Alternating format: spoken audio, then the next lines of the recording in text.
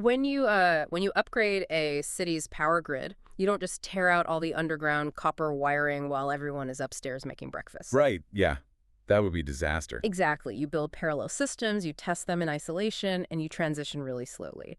But looking at the this March 24th, 2026 AI intelligence report, we're basically seeing the technological equivalent of just ripping out the foundation, the plumbing, the structural steel of the global economy, all while billions of people are actively sitting in the living room. It is. I mean, it's an incredibly aggressive, entirely nonlinear infrastructure overhaul. Yeah. And, today's deep dive into this curated executive report, it's really about tracing a very specific, undeniable transition. We're mapping how AI is moving away from being this discrete software application. Like a chatbot or whatever. Right, like a clever little chatbot you open in a browser tab.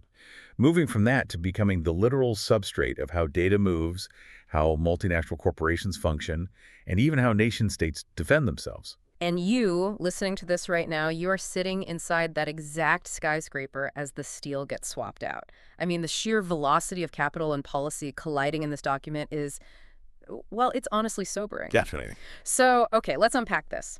Starting with the bedrock layer. The report heavily details what's happening at the enterprise infrastructure level, right? Yeah. So Microsoft is officially launching the M365 E7 tier. Now, for anyone who doesn't, spend their week auditing corporate software licensing. Which is most people, thankfully. Right. Microsoft hasn't rolled out a fundamentally new top-level enterprise tier in over a decade. And they are specifically using this E7 tier to bundle Copilot and Agent 365 governance. And that 10-year timeline is, it's the ultimate signal here, because enterprise IT is inherently conservative by design, right? Chief information officers, they optimize for uptime. Right. Stability. Exactly. Stability, not novelty. They hate novelty.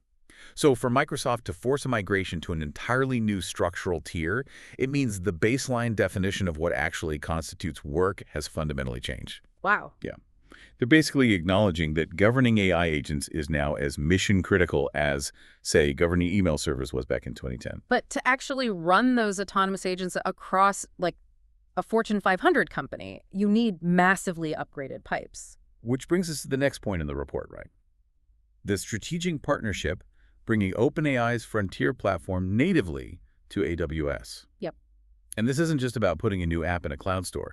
Amazon is providing hyperscaler-level distribution here. Right. And what's fascinating here is the physical reality of that distribution.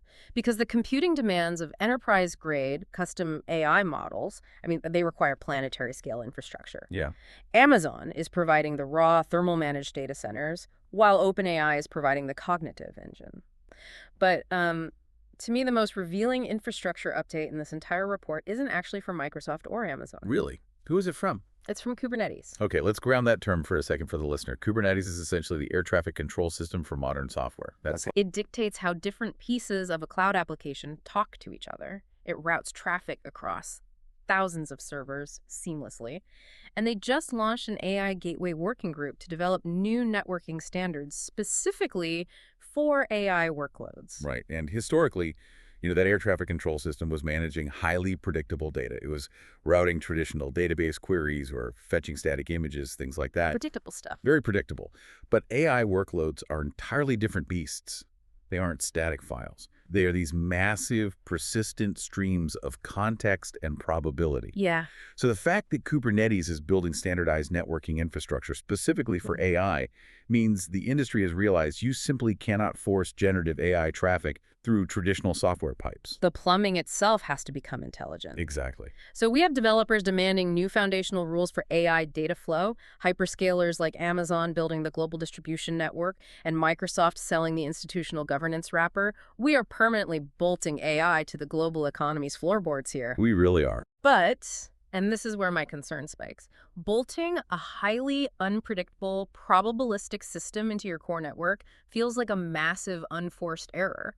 You can't just unleash autonomous agents into a corporate environment without them eventually, hallucinating and deleting the payroll database. Right. And that tension, that is the defining engineering bottleneck of 2026. Which brings us to a rapid escalation documented in the report regarding the agentic era. Okay. We have officially crossed the threshold from AI systems that generate text for a human to read into autonomous systems designed to execute complex, multi-step actions on their own. And the capabilities documented here are just staggering. Like Anthropic just released something called Claude Code Review. Yeah. And this is not a glorified spell check or some autocomplete tool. They are deploying AI agents to actively review developers' pull requests. Which is huge. It really is. Meaning the AI is acting as an automated senior engineer, independently checking and approving a junior engineer's code before it gets merged into a live public-facing product. And the counter-move in the market was immediate. The report notes that OpenAI shipped an update to Codex that actively hunts for and patches security vulnerabilities within those exact same code bases. Just continuously scanning. Right, continuously scanning without even being prompted. Wow. And add in the report's note on the new ChatGPT 5.4 release, early testers are explicitly stating it, quote, uses your PC better than you. Yeah, that quote is wild. But let's pause and look at the physical mechanics of that claim. An AI doesn't have hands, right?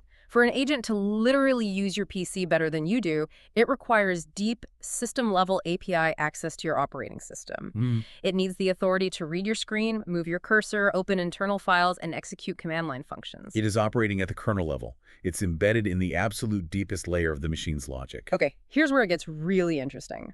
Because if ChatGPT 5.4 has kernel-level control over a machine, and Claude is automatically approving software updates, and Codex is autonomously hunting vulnerabilities, aren't we just building a closed-loop system of automated failure? It definitely looks like that from the outside. Right. Like if one AI writes the code, another AI reviews it, and a third secures it, human oversight is entirely structurally removed. We are trusting probabilistic math to govern probabilistic math. That just sounds like a recipe for a silent, catastrophic, cascading failure. Yeah, and if we connect this to the bigger picture, the enterprise world shares that exact panic. Yeah. You cannot have an AI system grading its own homework, especially when it possesses the keys to institutional infrastructure. Yeah, obviously. Which is why the report highlights this highly specific, very necessary technical pivot from the AWS machine learning team.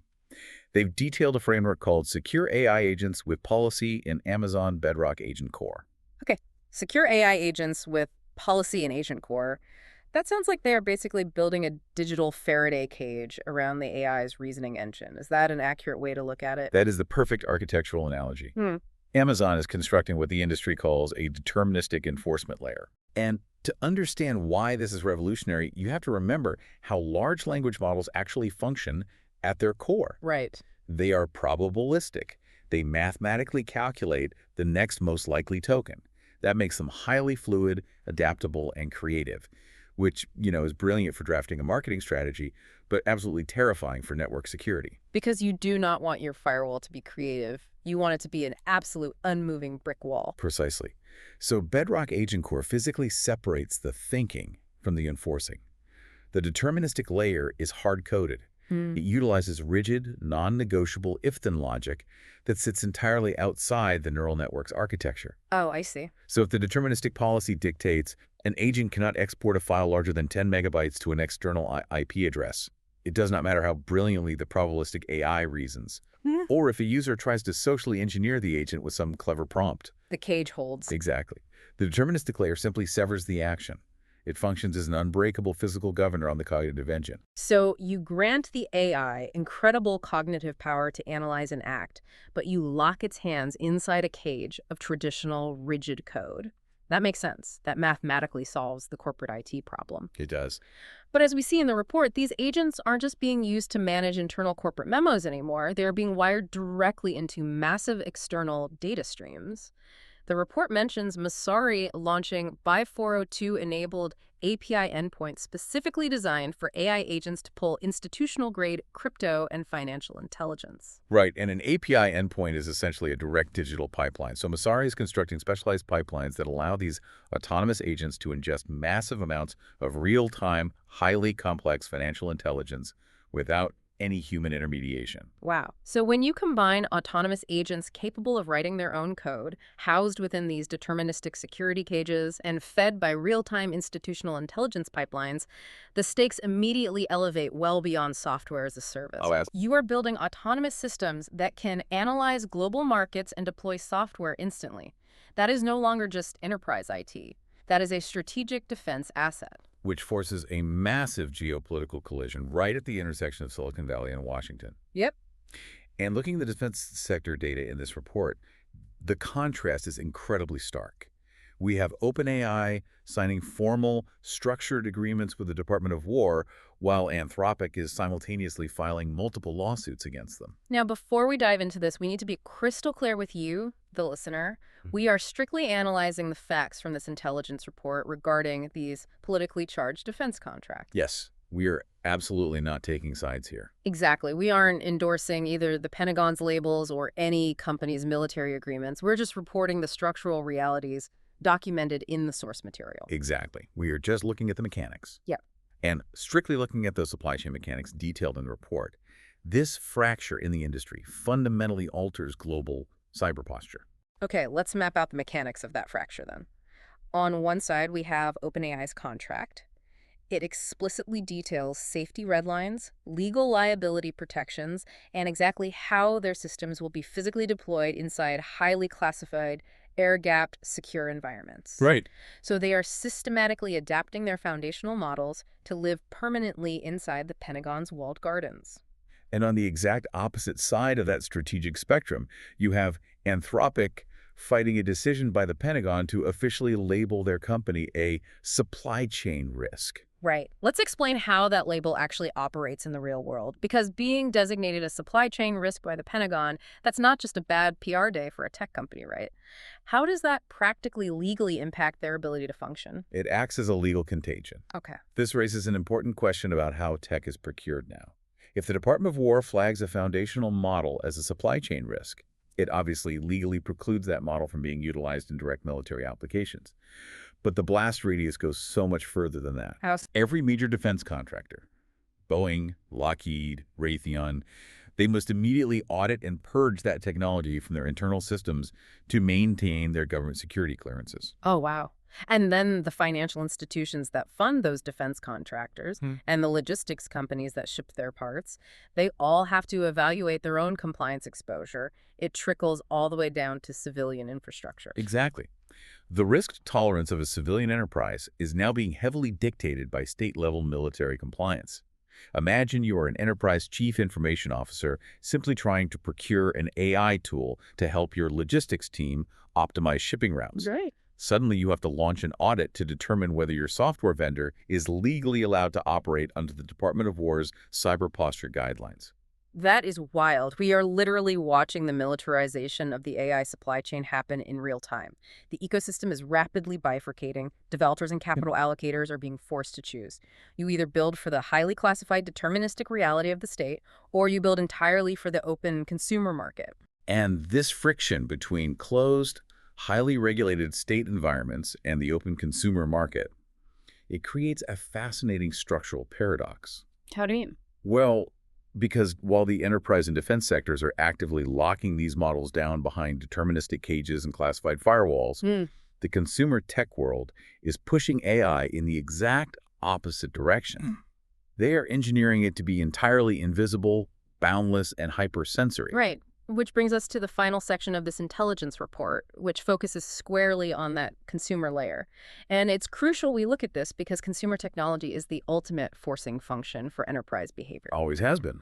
The report highlights Google aggressively expanding personal intelligence across its ecosystem. So they're weaving AI natively into Chrome, Search, the Gemini mobile app, basically, so the browser anticipates your workflow before you even click. Yeah.